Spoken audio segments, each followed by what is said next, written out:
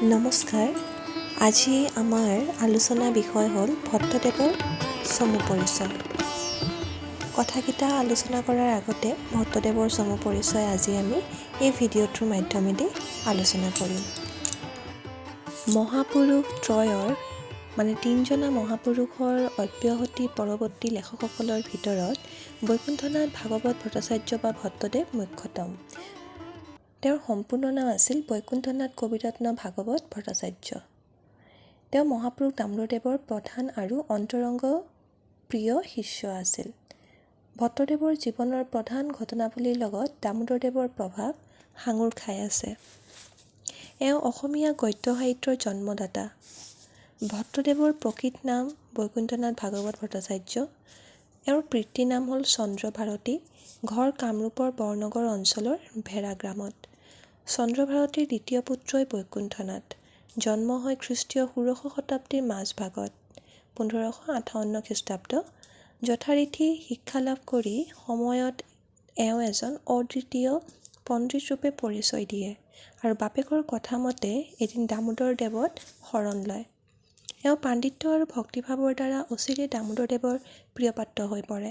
দামোদৰদেৱ যেতিয়া পৰীক্ষিত নয়ন ৰজাৰ ৰোষত পৰি কামৰূপ ৰাজ্য এৰি কোচবিহাৰলৈ যাব লগা হয়, তেতিয়া ভট্টদেৱক আন উপদেশৰ লগতে কথাৰূপে এখন ভাগৱত ৰচনা কৰিবলৈ কয়। সেইমতে ভট্টদেৱে টীকাভাষা অনুসৰণ কৰি প্ৰথম স্কন্ধ ৰচনা কৰি দামোদৰদেৱক দেখুওৱাত দামোদৰদেৱে বিশদ আৰু ব্যাপক আলোচনাযুক্ত ভাগৱত এখন নেলিখি ভাগৱতৰ চমু আৰু সৰল কথাৰূপ দিবলৈহে কয়।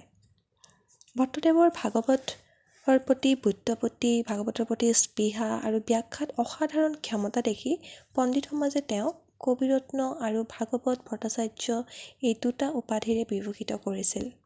দামোদৰদেৱে কোচবিহাৰলৈ যাওঁতে তেওঁৰ নিজ পাটবাউসী সত্ৰত ভট্টদেৱক ভাগৱতী পাতি যায়। পাটবাউসীত থাকোঁতে দামোদৰদেৱৰ ভতিজাক শ্ৰীকৃষ্ণদেৱৰ লগত মনোমালিন্য হোৱাত দামোদৰদেৱে দুয়োকো তেওঁৰ অন্তিম সময়ৰ সুখাদ্য বস্তুলৈ কোচবিহাৰলৈ মাতি পঠায়। ভট্টদেৱে কথা ভাগৱত শেষ কৰি গুৰুত অৰ্পণ কৰেগৈ। শ্ৰীকৃষ্ণদেৱে খাদ্যবস্তুলৈ খুড়াকক দেখা কৰে।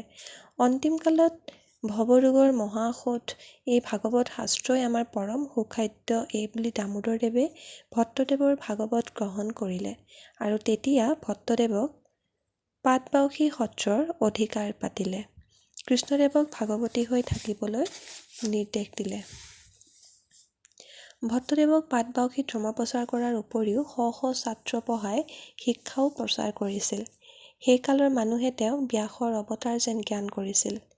পাটবাউসীৰ সত্ৰৰ বাহিৰেও তেওঁ ব্যাসকুচি সত্ৰ স্থাপন কৰে। ইয়াতেই ১৫৬০ ইং ১৬৩৮ খ্ৰীষ্টাব্দমানত ভট্টদেৱে ইহলীলা সম্বৰণ কৰে। তেওঁৰ সম্পূৰ্ণ নাম বৈকুণ্ঠনাথ কবিৰত্ন ভাগৱত ভট্টাচাৰ্য হ'লেও তেওঁ ভট্টদেৱ হিচাপেহে বিখ্যাত হৈ আছে।